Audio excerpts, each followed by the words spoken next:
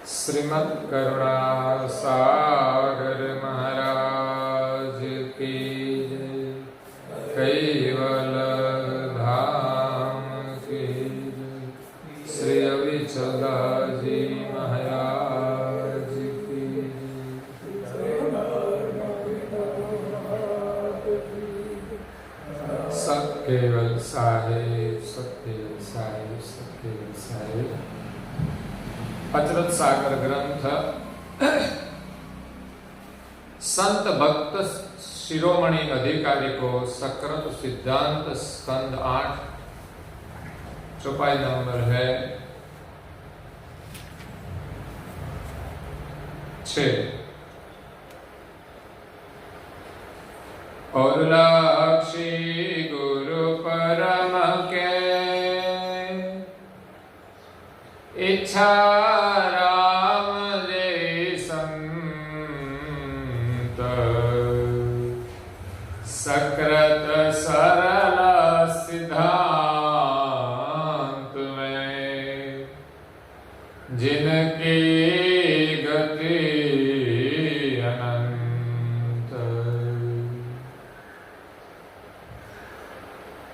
भिखमदास भल दिए गुरुपद सुरताय भेन आद्यंत मध्य के परम भेद परवेन। प्रिय भक्तजनों, ज्ञान संप्रदाय के आद्य स्थापक अनंत ब्रह्मांडाधीश केवल कर्ता के परम विशेष अंश सकर्ता सिद्धांत का प्रतिपादन करने वाले पंचम स्वसम वेद के रचयिता अनंत अंशों के तारणहार केवल धर्म धुरंधर कैवल वेत्ता सर्वज्ञ दिव्य परम गुरु श्रीमद् करुणा सागर जी महाराज की कृपा पात्र अनन्य उपासक परम विदुषी पूज्य श्री अचरतवा स्वरचित अचरत सागर ग्रंथ में परम गुरु के अनन्य उपासक संत और भक्तों का वर्णन करते हुए कहते हैं कि और लक्ष्य गुरु परम के इच्छा राम जय संत। इस स्कंद में पहले पूज्य श्री अचरतवा संत का वर्णन करते हैं। आगे रणछोड़दास, जुगलदास, पूज्य श्री नारायणदास, पूज्य श्री प्रेमदास, पूज्य श्री आरतीदास, पूज्य श्री लालदास, पूज्य श्री गोवर्धन दास, पूज्य श्री हंसदास और पूज्य श्री हनुमान दास का वर्णन किया कि उनका प्रेम परम गुरु के प्रति कैसा था, परम गुरु के शरण में किस प्रकार आए और परम गुरु के शरण में अपना तन मन कैसे अर्पण किया। अब पूज्य श्री अचरतवा सत्यों का वर्णन करते हुए आगे कहते हैं कि और लक्ष्य गुरु परम के इच्छा राम जय संत। इच्छाराम नाम के संत जो परम गुरु जी के लक्ष्य थे, लक्ष्य को जानने वाले थे और सकृत सरल सिद्धांत में जिनकी गति अनंत। परम गुरु जी का सिद्धांत सकृत सिद्धांत है। सृजनहार का निर्णय सिद्धांत से होता है, ऐसा नहीं कि थोड़ा कंकु निकाला तो हम उसको भगवान मान ले, बड़े संत मान ले। आजकल हाथ चालाकी करने वाले बहुत लोग हैं, चमत्कार दिखाते हैं। छोटे लोग तो भ्रमित हो जाते हैं कि एक कंकु निकाला, उसने ये किया तो ये संत है। और कई जादू विद्या भी है संसार में, विद्या के माध्यम से सब कुछ कर सकते हैं, लेकिन इसमें से कुछ उसको मिलता नहीं। अगर वो जो ऐसा कर सकता है तो हमारे आगे भीख क्यों मांगे? और इससे आगे जाकर देखें कि संसार में जो परमेश्वर की स्थापना हुई है वो दो प्रकार के सिद्धांत से हुई है। इसमें ज्यादातर सगुण सिद्धांत है। सिर गुण इष्ट सकल जितने भर सो तो करता करत के। सिरगुण जितने भी सिद्धांत है, सगुण जितने भी उपासना है, संसार में जो जो अवतार हुए उनकी उपासना सगुण है। वो कर्ता का करात है, सृजनहार की रचना है। उनके कार्य के लिए सब अवतार आते हैं और कार्य करके चले जाते हैं। इसमें से किसी ने सृष्टि का सृजन नहीं किया।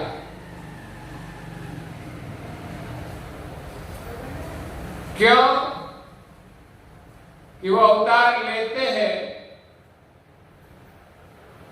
तो उनके सगुण स्वरूप की उपासना लोग करते हैं, लेकिन उनका स्वरूप आगे रहने वाला नहीं है।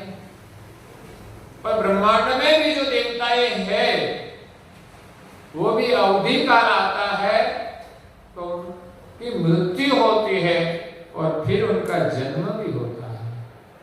सृष्टि के अंत तक कई बार ब्रह्मा, विष्णु, महादेव, शक्ति को जन्म लेना पड़ता है। लोग मानते हैं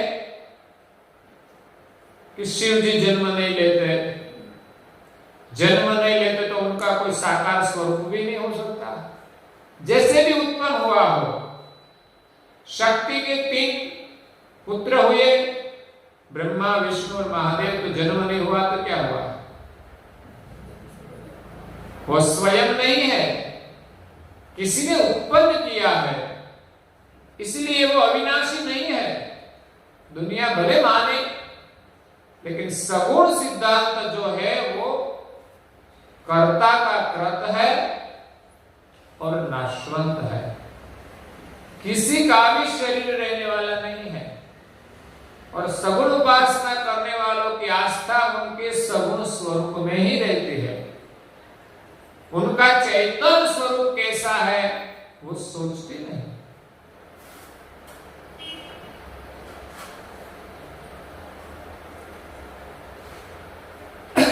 दूसरा सिद्धांत है निर्गुण सिद्धांत, जिनकी चर्चा अचरतबा ने आगे बहुत की कि निर्गुण ब्रह्म को जो मानते हैं, एक ब्रह्म सर्वत्र व्यापक है, उनका अद्वैत सिद्धांत है। लेकिन ब्रह्म जो है वो निर्गुण है, निराकार है, निष्क्रिय है। जो निष्क्रिय है, निर्गुण है, तो इसमें से इस सर्जन कैसे हो सकता है? निर्गुण ब्रह्म अकर्ता, अनुचित, अकर्ता है, सर्जन करने के लिए अनुचित है, सक्षम नहीं है। जैसे कोई नपुंसक पुरुष प्रजा नहीं देता, वैसे पुरुष तो है लेकिन वो प्रजा नहीं दे सकता। वैसे द्वितीय परम गुरु जी ने ब्रह्म को नपुंसक कहा है कि उसमें सर्जन करने का सामर्थ्य नहीं है। कि दो सिद्धांत विशेषता है और तीसरा सिद्धांत का स्थापन परम गुरु जी ने किया, जो सकृत सिद्धांत है। एक सिद्धांत है कृत, दूसरा है अकृत, तीसरा है सकृत। यहां पूज्य श्री अचरतबा संत का वर्णन करते हैं कि इच्छाराम नाम के जो संत थे वो परम गुरु के लक्षित थे, लक्ष्य के अभ्यासी थे, और कहा कि सकृत सरल सिद्धांत में, जो सिद्धांत सरल में सरल है, बाकी सब सिद्धांत में इतनी गड़बड़ की है कि लोगों को पता नहीं चलेगा कि सही सृजनहार कौन है। मानो कि सगुण सिद्धांत की स्थापना हो तो किसको हम सृजनहार माने? सबको सृजनहार मानना पड़ेगा, जो है वो सब सृजनहार। तो वो बहुत जटिल हो जाता है। एक को माने तो दूसरे के प्रति श्रद्धा नहीं रहती। लोग भले सबको भगवान माने लेकिन सबके प्रति श्रद्धा नहीं रहती। और सगुण में तो कितने ईश्वर, एक गांव में कितने ईश्वर, एक स्टेट में कितने ईश्वर, दूसरे स्टेट का जुदा अलग, सब देश के बीच अलग अलग परमेश्वर। सगुण में अनेक ईश्वरवाद है।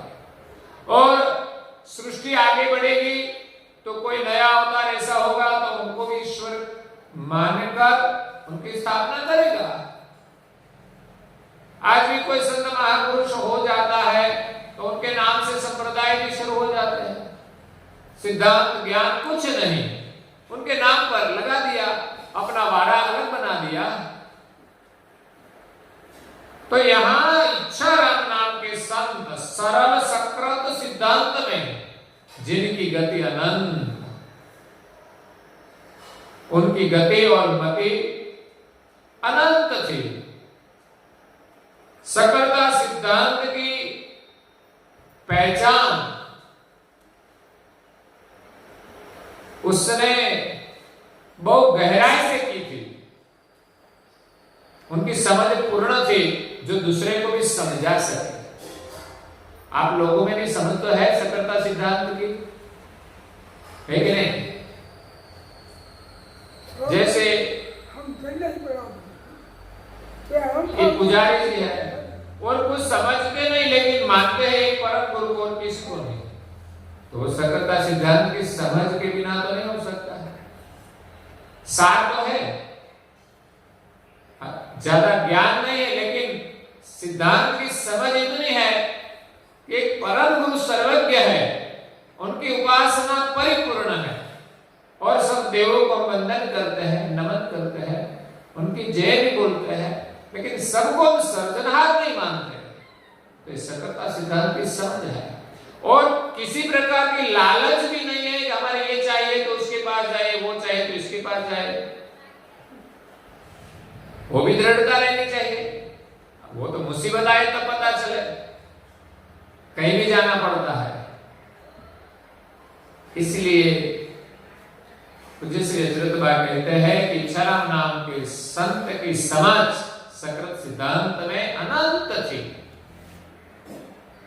और भिखमदास बल भेदिए गुरु पद सुरता अभिन्न। भिखमदास नाम के जो संत है वो बल भेदिए, अच्छी प्रकार से सब प्रकार का भेद जानते थे। दुनिया में जो जो सिद्धांत है उनकी समझ आ जाए तो ही एक सर्वोपरि सिद्धांत में हमारी समझ स्थिर होती है। नहीं तो कभी यहां तो कभी यहां, कभी इधर तो कभी उधर।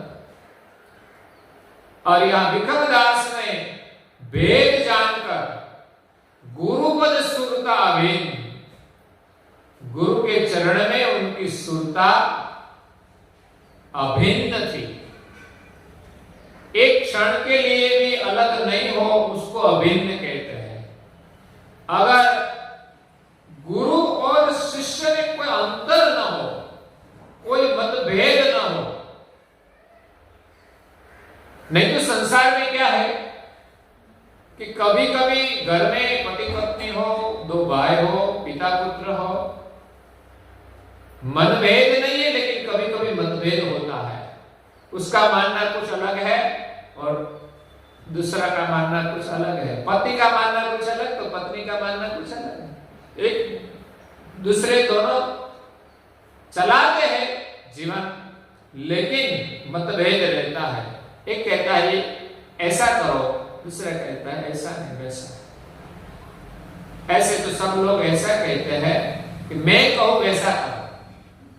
घर में क्या होता है, मैं कहूं वैसा करो, अगर सामने वाला न करे तो झगड़ा हो जाता है, मतभेद में से मनभेद खड़ा हो जाता है। लेकिन जिनकी एकता अभिन्न हो जाए, कहीं कहीं ऐसे भी लोग हैं, पति पत्नी हो या तो भाई हो या पिता पुत्र हो, जिनमें कभी मतभेद न हो। पुत्र की इतनी समझ है कि पिता जो कहे उनका स्वीकार करे, कोई आर्ग्यूमेंट नहीं। ऐसा भी होता है समझ में, बड़ों का आदर करते थे। दो भाई रहते हैं, छोटे और बड़े, तो बड़ा जो कहे उनका स्वीकार कर लेते थे। महाभारत कैसे हुआ?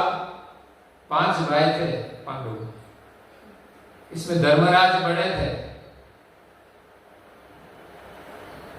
वो जो कहता था वो सब भाई करते थे। कभी कभी विरोध करते थे, लेकिन कोई न कोई बोलता है कि बड़ों के सामने नहीं बोलना चाहिए।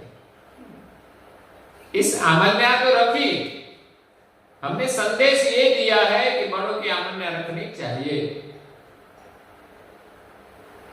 वो कहे कि जुगाड़ खेलना है तो खेलना है, यहां जुगाड़ की बात नहीं है लेकिन आमन्या की बात है।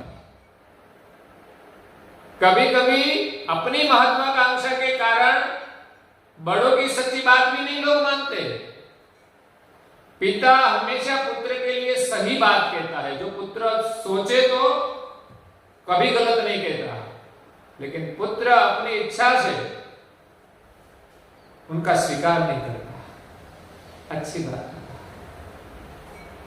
तो यहां गुरु के चरण में या कि परम गुरु जी के चरण में भिखमदास की सुरता एकमेक थी, अभिन्न थी। जैसे पूज्यपाल श्री नारायणदास जी महाराज श्री भी परम गुरु के साथ एकमेक थे, स्वप्न में भी अंतर नहीं रहता। ऐसी हमारी प्रीति हो जाए कि हमारी जो दृष्टि है, सुरता है, हम कहीं भी विचरण करें लेकिन परम गुरु से अलग होनी नहीं चाहिए। तो फिर घर में झगड़ा होगा, किसी की निंदा होगी, किसी के प्रति क्रोध होगा। जो अपनी सुरता परम गुरु में है, आप तो कहते हैं कि हम तो पूरा दिन सुमिरन ही करते हैं, पर कैसा हमारी सुरता तो कहीं फर्क है। सुमिरन तो चलता है, पूरा दिन यही चलता है कि और कोई बातें आती है, और कोई विचार आता है, और कोई कामकाज होता है। काम चाहे हो, उसका कोई बंधन नहीं है, लेकिन सुरता परम गुरु में रहनी चाहिए। आद्य अंत मध्य के जेहि परम भेद परवीन, आद्य मध्य में अंत में इस भिखमदास ने जो परम गुरु का लक्ष्य ग्रहण किया था, और संसार में जो अनेक मतपंथ है उनके भेद जानने में वो प्रवीण थे। दुनिया का सब जो सिद्धांत है वो एक बार समझ में आ जाए, बाद में कहीं हमारी वृत्ति रुकेगी, यहां से निकलकर कहां जाएगी? परम गुरु जी के शरण में। संसार के कोई पदार्थ में भी नहीं रुकेगी। नहीं तो हमारे पास ज्ञान है, भक्ति भी करते हैं, लेकिन पदार्थ में हमारी वृत्ति लगी रहती है। बैंक अकाउंट में कितने पैसे हैं, कभी ये जमीन किसके नाम पे है, जब बंटवारा हो तब पता चलता है कि कितना मन माया में है। कुछ लेकर जाना तो है नहीं फिर, लेकिन अगर हमारे नाम न हो तो क्या होता है कि लड़के हमें रखे या न रखे भविष्य में, ये बड़ी चिंता रहती है। फिर भी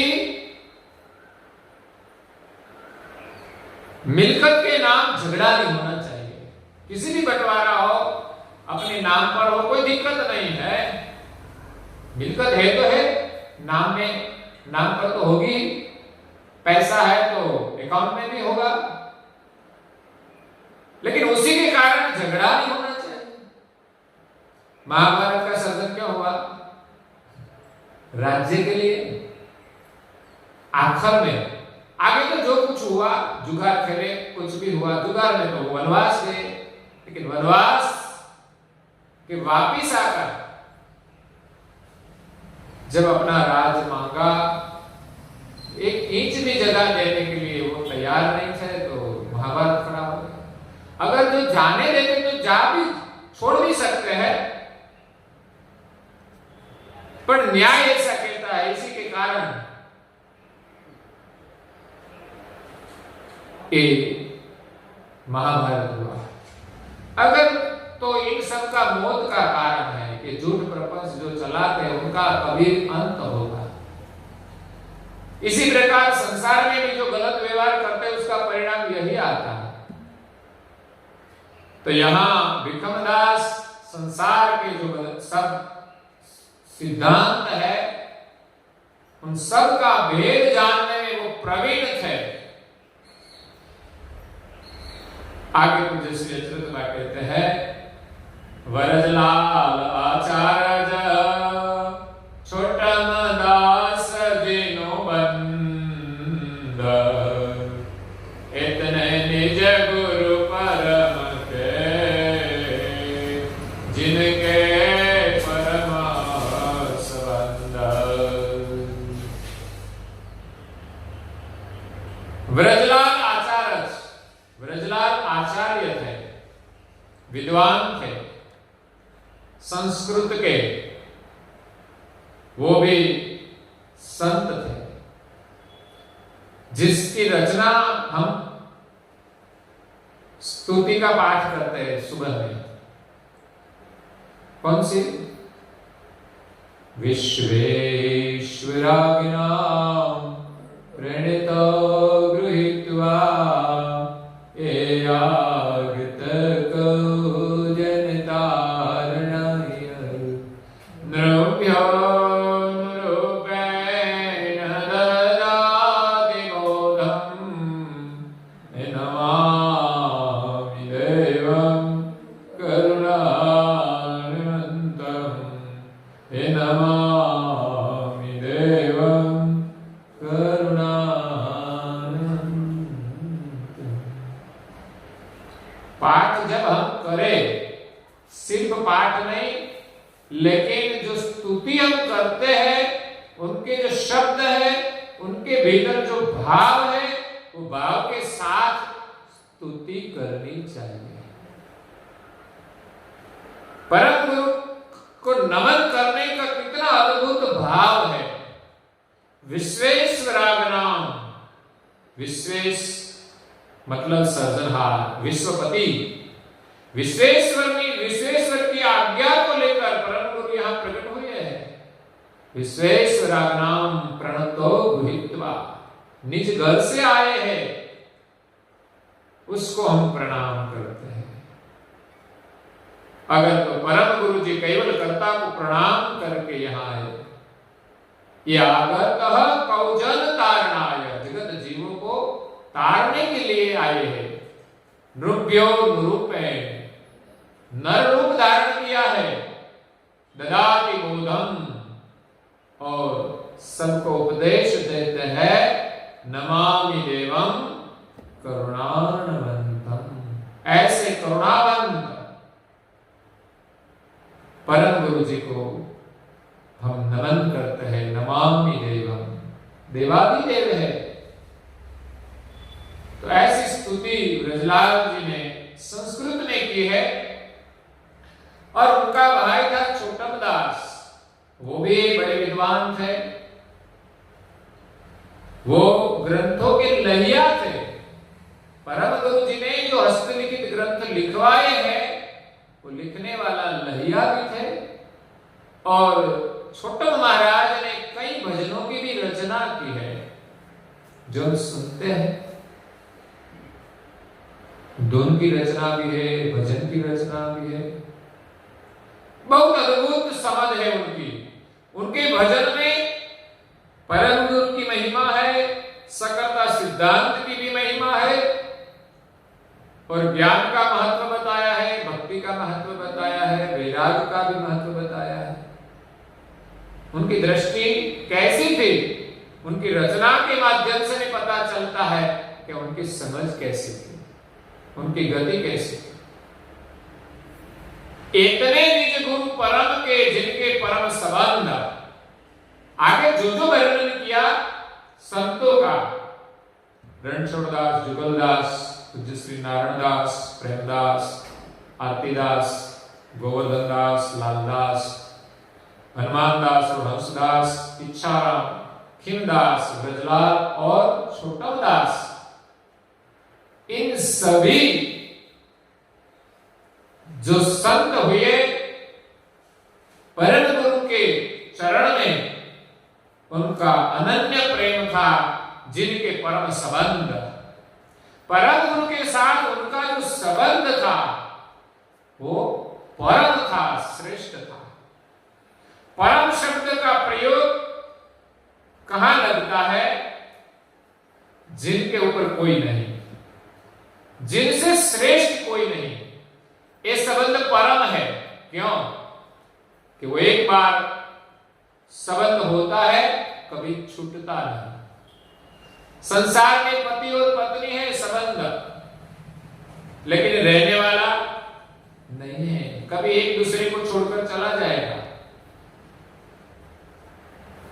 कभी कभी तो लड़कर छोड़ देते हैं संबंध, लेकिन कदाचित लड़े नहीं।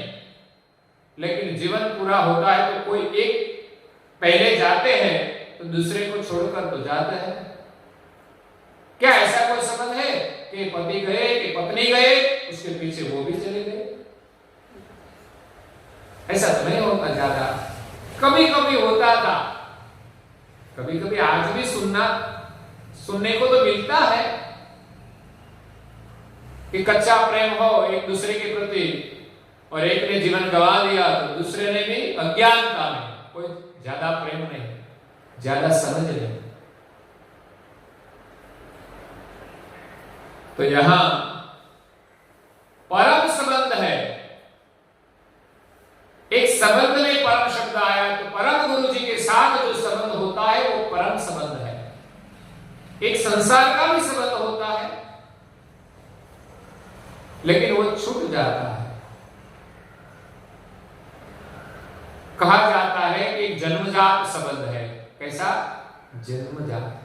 जन्म होते ही जन्म के कारण उनके साथ हमारा संबंध, पुत्र का जन्म हुआ तो माँ बाप के साथ उसका संबंध, वो जन्मजात संबंध है।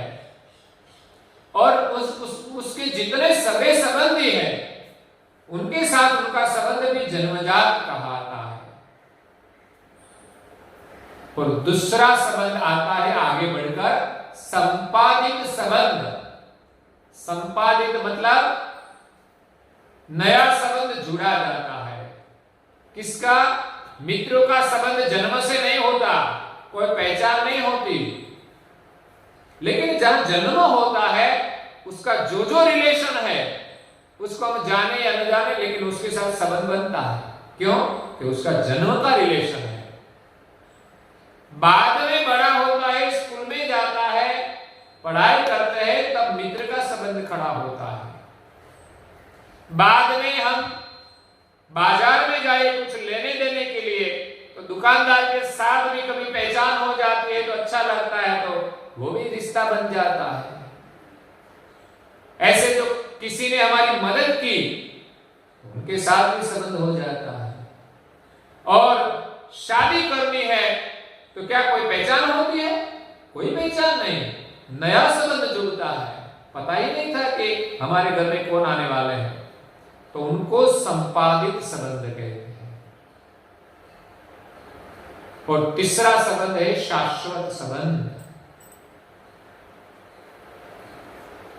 जो गुरु जी के शरण में होता है वो संबंध शाश्वत है। इस जन्म में जुड़ गया तो अगले जन्म में भी उनके साथ एकता हो जाएगी। तो ये परम संबंध है। दूसरा परम शब्द का प्रयोग होता है परम धाम, जो धाम अविनाशी है, सर्वोपरि है, जिसके पर कोई नहीं, वो परम धाम है। तीसरा प्रयोग होता है परम पति, सबके स्वामी जो है उसको परम पति कहते हैं।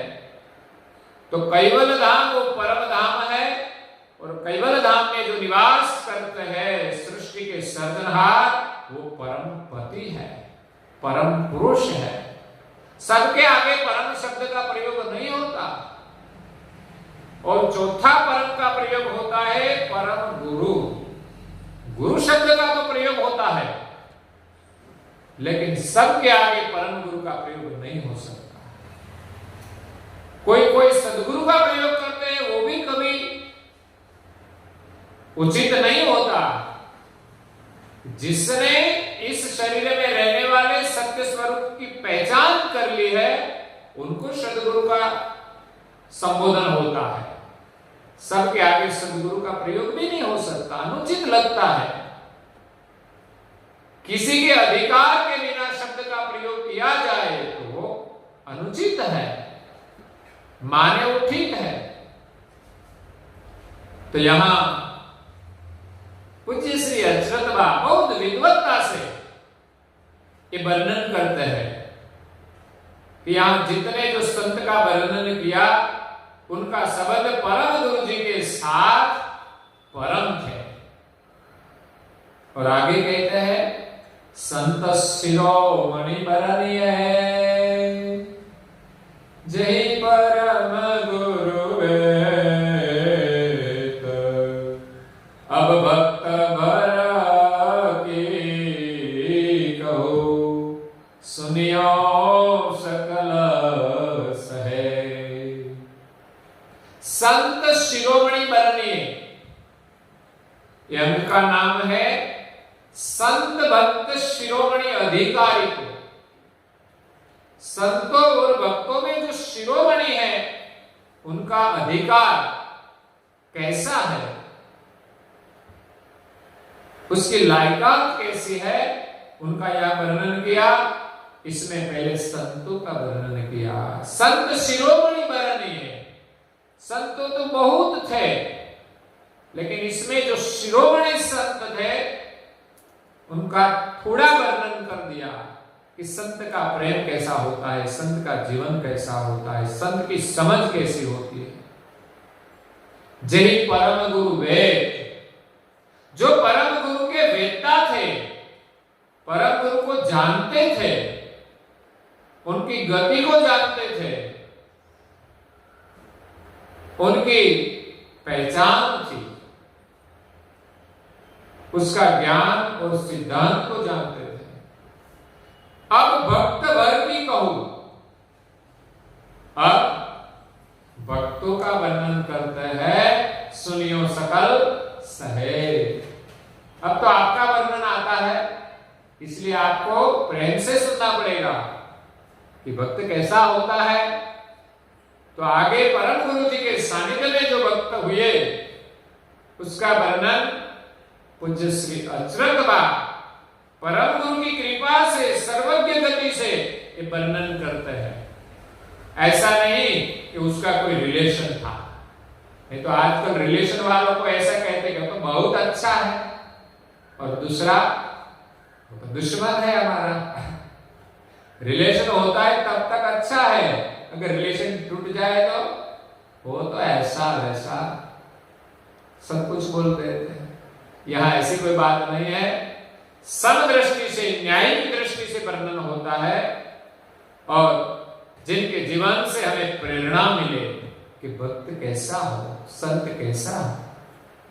तो आगे पूज्य श्री अचरज बाबा वर्णन करते हैं, वो हम कल सुनेंगे।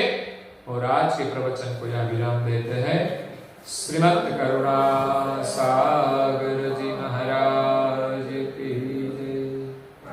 कैवल धाम की श्री अविचल जी महाराज की जय।